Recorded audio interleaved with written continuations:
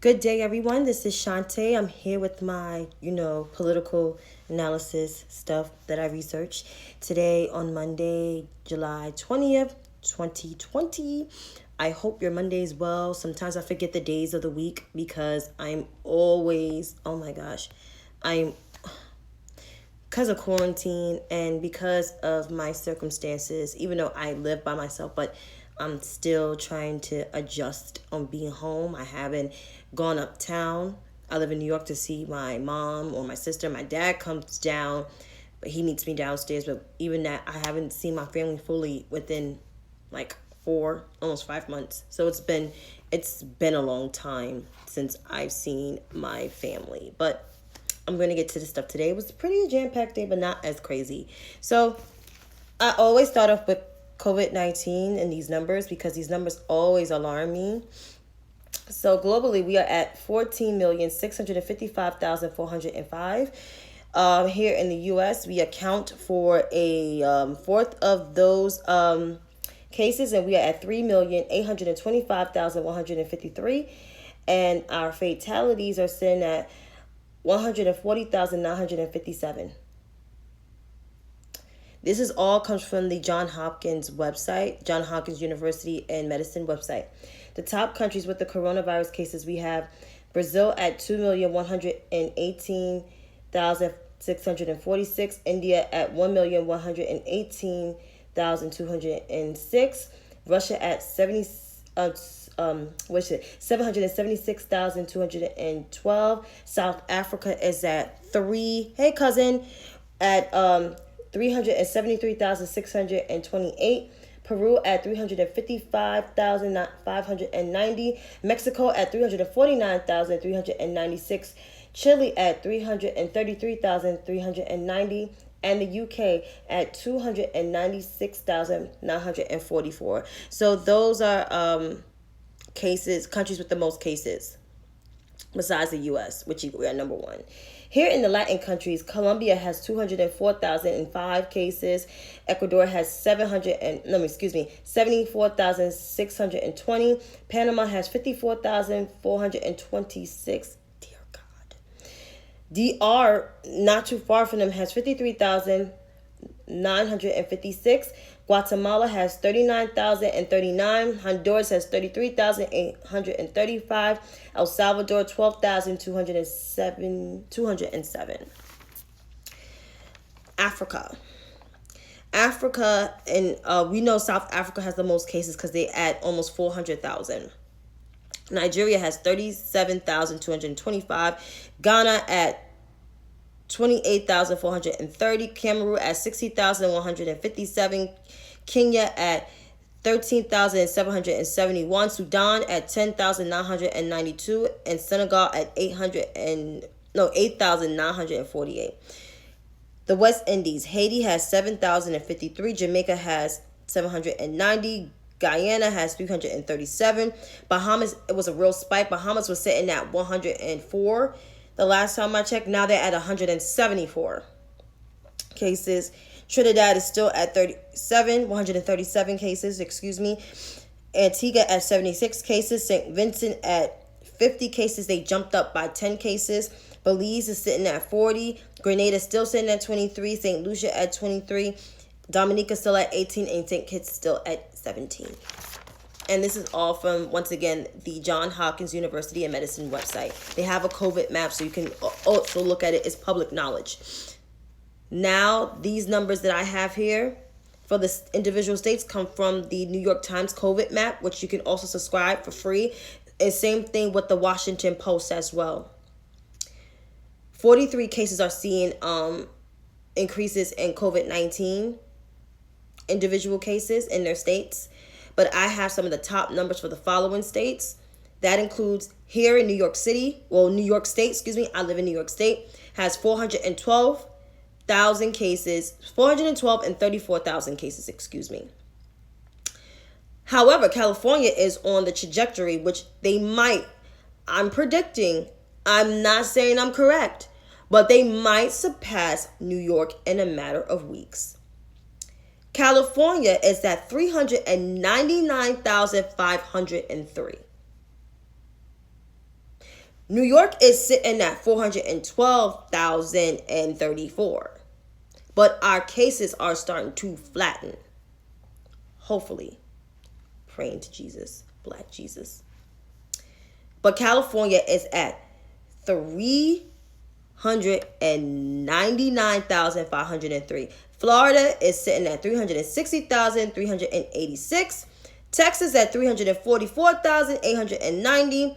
New Jersey still sitting in the 170s, 178,937.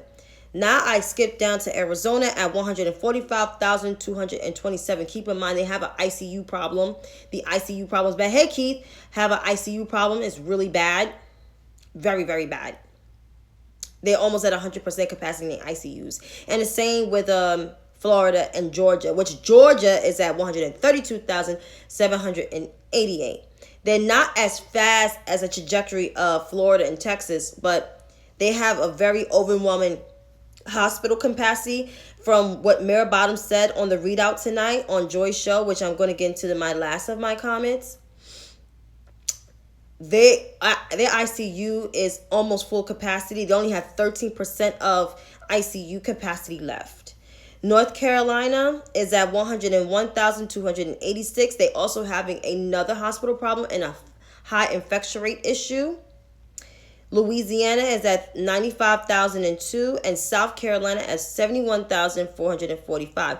I put South Carolina in this mix because South Carolina is also seeing a ICU, a hospital shortage problem. I know in their capital in West Columbia, from what my aunt has told my mom, because I do have family in the Carolinas, they are seeing a very, very high infection rate in South Carolina. Their hospitals is like overwhelmed.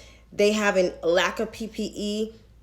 I believe their governor just issued a mask mandate to be in there so they could have to go to the store with their mask on in their states. A lot of people are complaining about the mask. Here's my issue with masks. Masks are very vital, very important.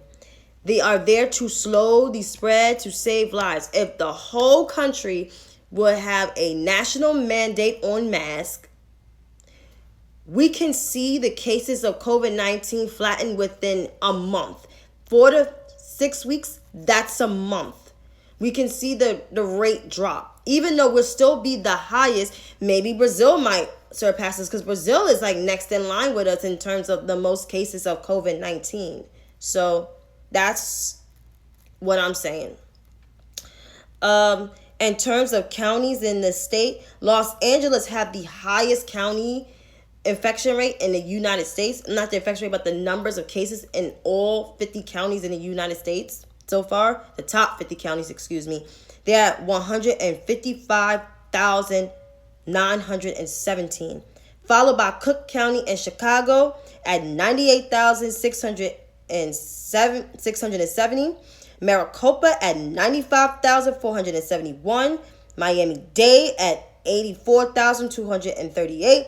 And Queens was the epicenter of all of this in the beginning of the COVID-19 outbreak. They're now sitting at 66,307.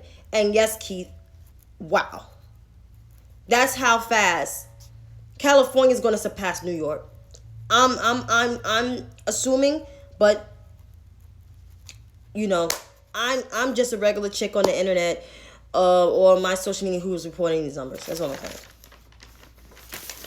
But this Republican, speaking of Republican denial, because I had this on my agenda, Governor Mike Pearson said this, according to the Root.com article, on a radio, on a KFTK radio. Thank you, Keith. I appreciate that. He said this in an interview, in a full context, that kids will get COVID-19, they will get over it. And here's the full. Their kids are at the lowest risk possible. And if they do get COVID-19, which they will get it. They will then get it and go to school. They will not go to the hospitals. They're not going to have to sit in a doctor's office. They're not going to go home. They're going to go home and then they're going to get over it.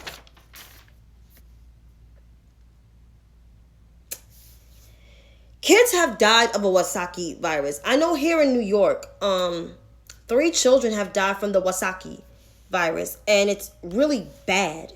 Like, there were kids that was 5, as young as 5. I think 118. I'm not sure what the other in between age have died from the effects of the Wasaki disease. I mean, saying that kids will resolve from COVID-19, no, not really. Nah. There's more young people, and not just kids, but more young people like in their 20s or even some in their 30s like me are getting COVID-19 and they're actually not surviving.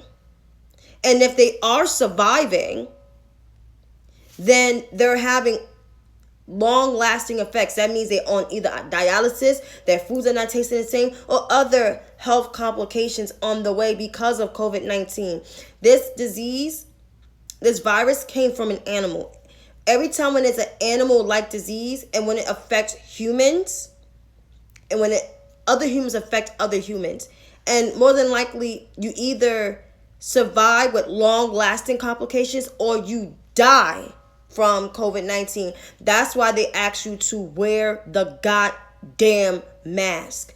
That's why they ask you to social distance, because when you touch and hug, you're spreading COVID-19.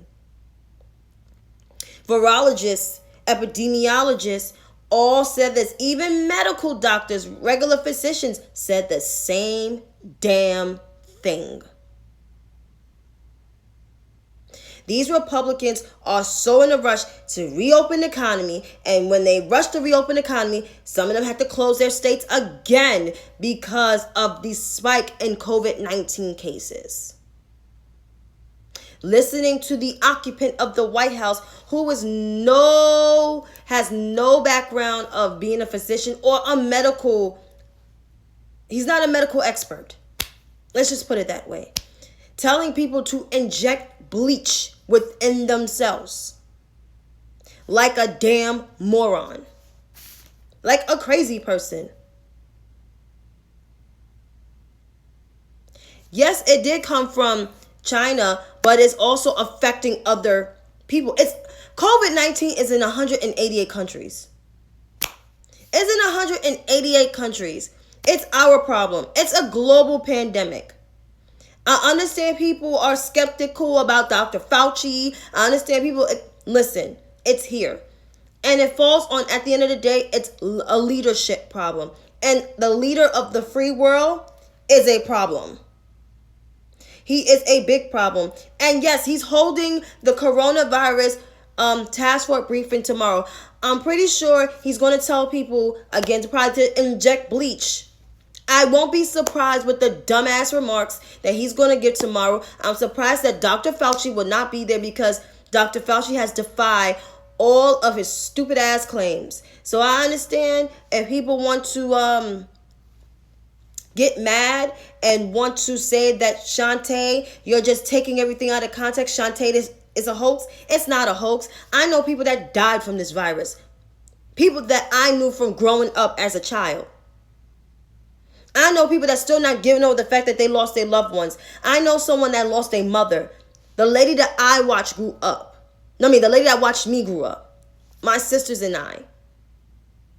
I'm sorry to go on about this rant, but I just hate the fact that people think it's the government's fault. It's a global pandemic. But the leadership of these leaders, and not just Donald Trump, you got the Brazilian leader. I'm pretty sure you got the leader of India. I'm pretty sure you got the leader of Colombia, the leader of South Africa.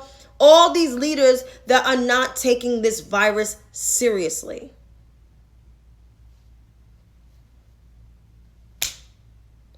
And the reason, according to,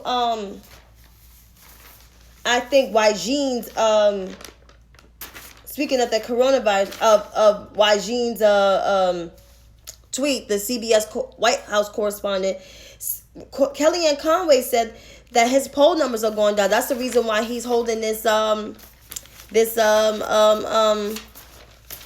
rally. I mean, not this rally, because it feels like a damn rally. This press conference. And yes, Keith, we know people that died. That's why coronavirus is a serious thing. That's why, like, I get so angry when I hear people saying this is a goddamn hoax. Because it's not. Plain and simple.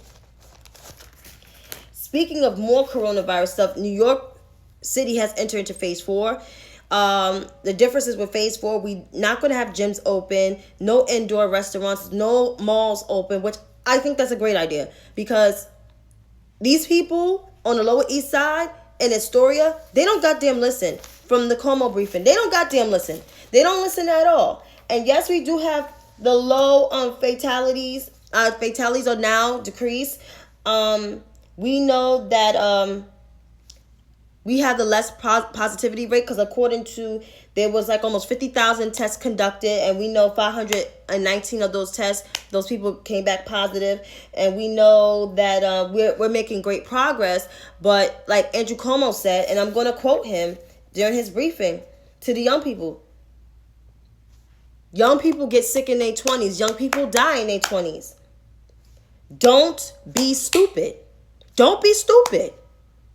I see people on my timeline grouping together, having big, massive parties. Not small scale parties like some folks I know that they're having big block parties. We're still in the midst of a pandemic. There's no parades. This summer is not normal. Normally, I will hear about the Pride Parade. I will hear about the Puerto Rican Day Parade, the Dominican Parade, the West Indian Parade, the African American Day Parade. None of those parades are not happening because they're trying to slow the spread. They're not trying to increase the likelihood of having a big COVID outbreak like all these other states in the south of us is having, and the west of us, and even in the Midwest. Right? So this is what we're dealing with. This is what we're dealing with. So this is what it is. And of course he criticized Donald Trump like normal, because Donald Trump is such a liar.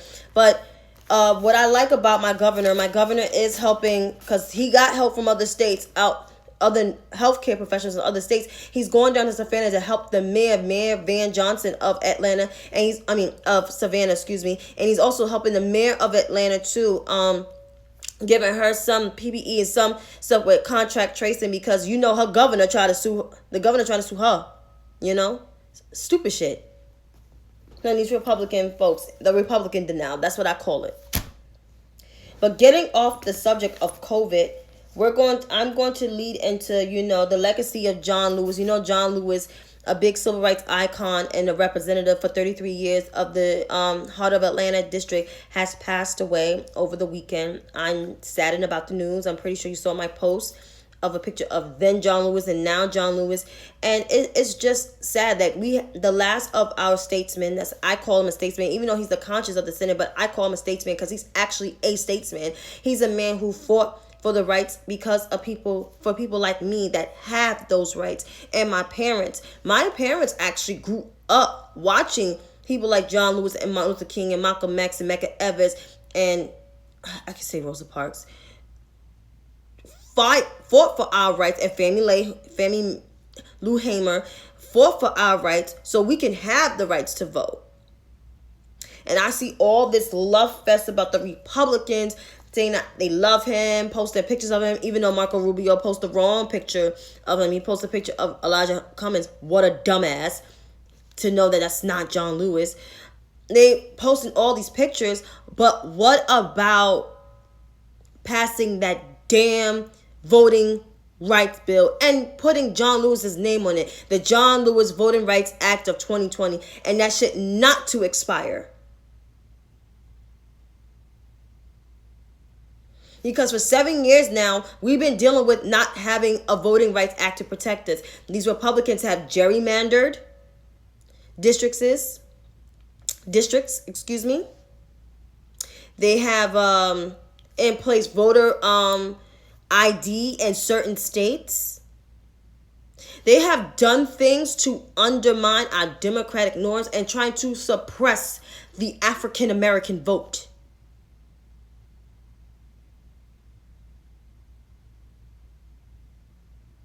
So to all the young people and to some of the older folks I hear that's not voting, I need you to take this very, very seriously, because we're dealing with a Queens sewer rat. And I call him a Queens sewer rat because he is from Queens.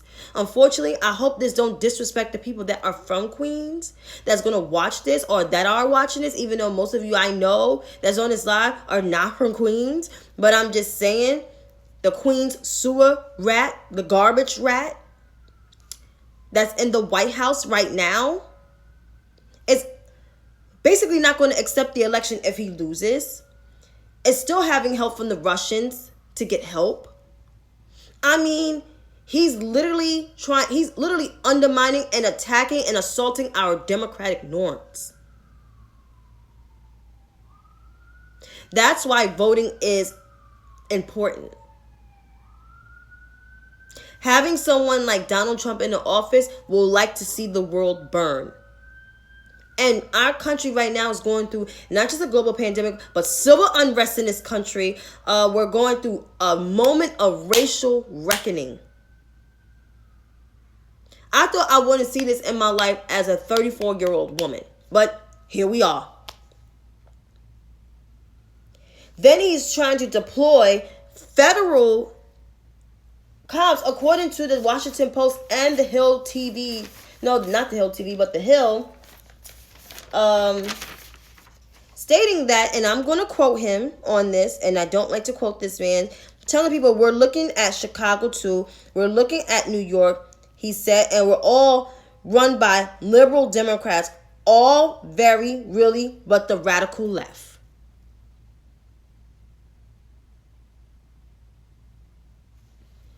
This man wants to create, he's stoking division, and people just be like, I'm not going to vote. I'm just going to sit this one out. No vote or not voting for him not voting at all is a vote for Donald Trump. Then his DHS acting secretary said this: I don't need invitations by the state mayors, state governors to do our job. We're going to do our job whether they like it or not. They're trying to deploy federal agents with the help of William Barr and even Donald Trump to basically harass and brutalize these protesters that's protesting for the rights for me. So this is what it's like when you have people like Donald Trump in office who just a pissy Queen sewer rat, dirty, nasty rat dropping piece of load of shit.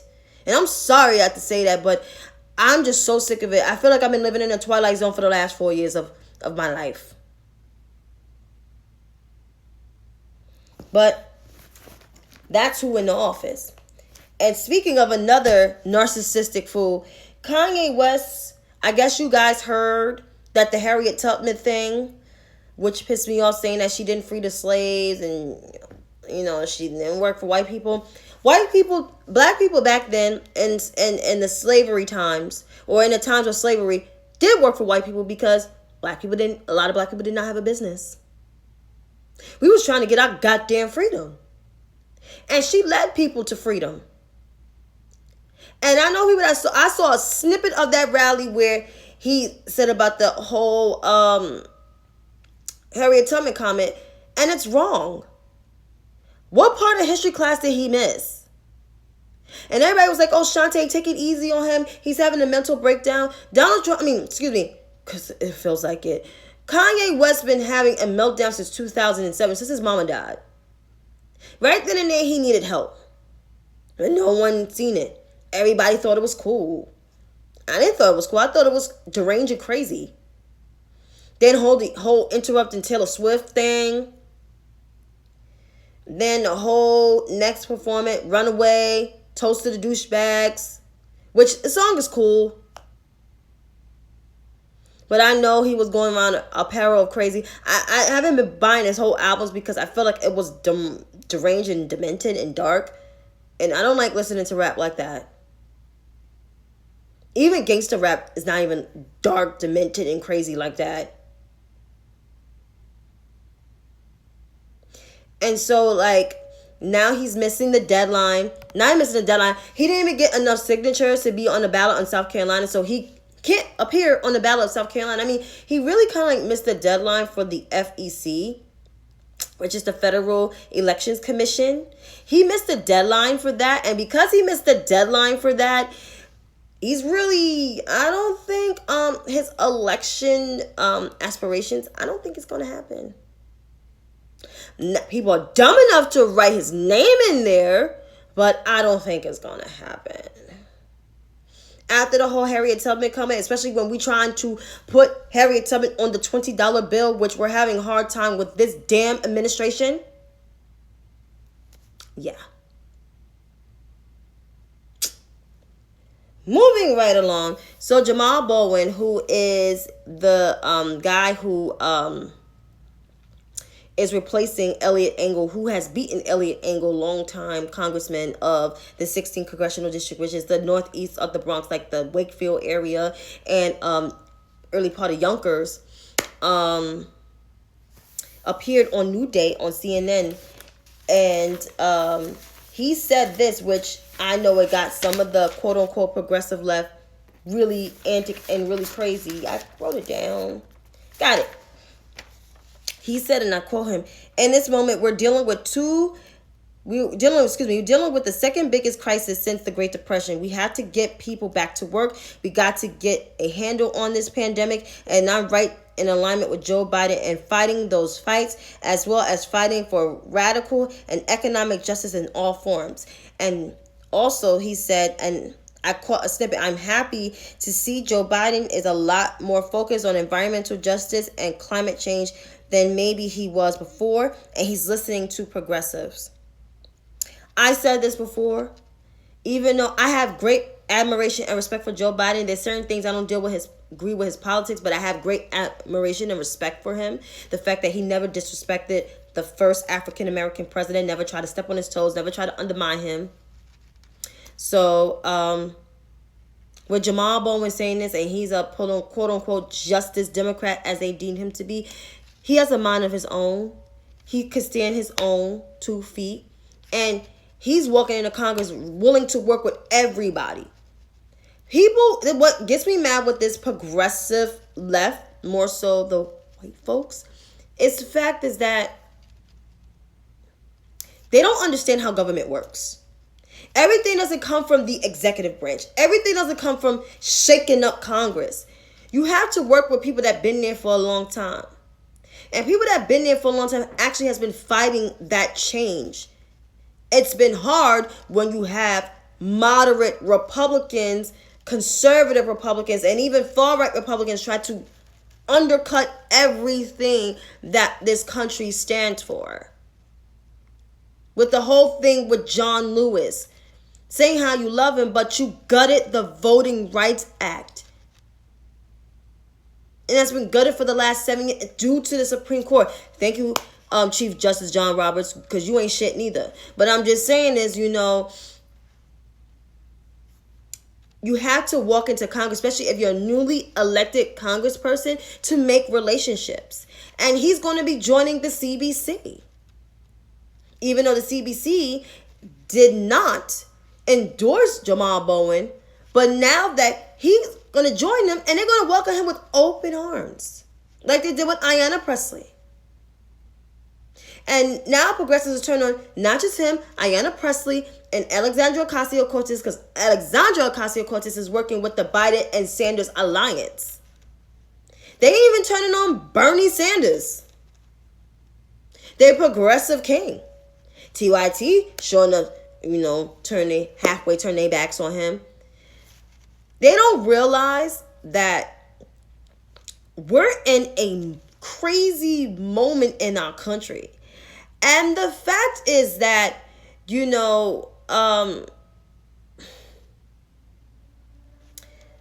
Donald Trump is a threat, not just only to our country, but to the world. World leaders even hate his ass, right? So Biden and Sanders, every Democrat is trying to reunite to work to get this man out of office. He got to go. So to these young progressive kids, Don't call for Jamal Bowen, because Jamal Bowen is trying to do the right thing, make relationships so he can pass some stuff. Because at the end of the day, you're going to need them same ones y'all called the establishment to pass legislation. That's all I'm saying. Now, to my final point with Joy Reid. I was able to catch the readout. I love it. I've always been a big fan of Joy Reid before she even had AM Joy. When she had the Reid Report, I think it was like at 2 o'clock back in 2012. It used to come on at 2 o'clock in the daytime. It was like a short-lived show, but I really enjoyed it. Always enjoyed her reporting. So I'm very happy to see her to have a 7 o'clock p.m. show. This is the first Black woman to have a p.m. show in a long time since Gwen Eiffel. Rest in peace. And, you know, just to see her have that platform and to do her big interviews with presumptive nominee, former Vice President Joe Biden, Hillary Clinton, former presidential candidate nominee, also with Mayor Bottoms and Mayor Lightfoot. You know, to have those big interviews on your first show speaks a lot of volume. The interviews, all 3 interviews were good, but what Joe Biden, I understand he don't want to tip toes, not trying to criticize, but choosing a Black woman as your VP will be the best thing to draw enthusiasm. Come on, you ran with the first Black man to be president of the United States. Think about when you ran with him and how big of a deal what that is. You got to run on a historical ticket, sir. And the best person to me, everybody is not a monolith. I get all Black people are not a monolith. But my person that I want to be his VP is Senator Kamala Harris. She can draw not just on the enthusiasm, but she can speak. The woman can speak. Her policies that she had during the campaign impacted people like me. There's other people that got Stacey Abrams on their mind, even though she's not for consideration. People got Karen Bass on their mind, Elizabeth Warren on their mind. They have Val Demings on their mind, Susan Rice on their mind. That's fine. But my pick is Kamala. You can drop in the comments and see if, put in who's your pick. Because I may do like a Q&A. Oh, okay, Kamala too. Nice. I might do a Q&A one day to see if who is your pick and you could tell me why. I think I have a question thing that you can put one of these days. I might do a Q&A one of these days. I don't know when. But yeah, I really enjoyed the readout. It was really good. I'm going to watch that because like I said, I'm a big fan of Joy. Always been since before she had AM Joy. So I'm really excited to see her and Black women win. Oh, okay, Felicia Susan Rice, not bad. Even though to me, she's more of a career diplomat. I could see her as a Secretary of State because she has a lot of foreign policy knowledge, probably more than most of the women that's running for, is in the running up to be Joe Biden's next VP. But I can see Kamala Harris being his VP. I mean, she aligns with his politics, technically, in some shape or form. But yeah, I can see that happening. But to end this live, I want to thank everybody for watching. This is something new that I have been embarking. I really feel nervous I'm not a person who doesn't like to do these things. I've been doing this since the spirit of quarantine because I want to use my talent, or my brain to be exact, to share not just my political views, but like to give like a rundown of the day. Everybody who knows me, I've been into politics forever. I majored in business forever. I have a degree in business administration, a concentration in accounting. I have worked in nonprofit administration for a very long time, within fundraising, within programs, within human resources, and a little bit of finance, even though I still love accounting, even though I'm not pursuing it now, but I am going to go back to finish my master's degree because I had to take a break due to the death of my grandmother. But I want to thank everybody for watching and thank you. Thank you. You can also subscribe to my YouTube channel because I will post this video on my Instagram timeline and on my YouTube channel. Not too sure about my Facebook because I got pastors following me and I don't want them in my business and I be cursing and everything. But thank you, Joseph. But I really appreciate everybody watching. And so once again, you can subscribe to my YouTube channel. And like I always end this, Wear your mask, wear your gloves. If you don't have gloves, make sure you bring hand sanitizer, wipes, and keep your distance from people. If you gotta go out, go shopping, that's fine. I went shopping. I actually walked from my house downtown from 61st Street all the way to 18th Street and then walk back because I'm avoiding public transportation, crowds, and everything. But as I say, thank you again. Be safe out here in these streets, and I'll see you tomorrow. Have a good night.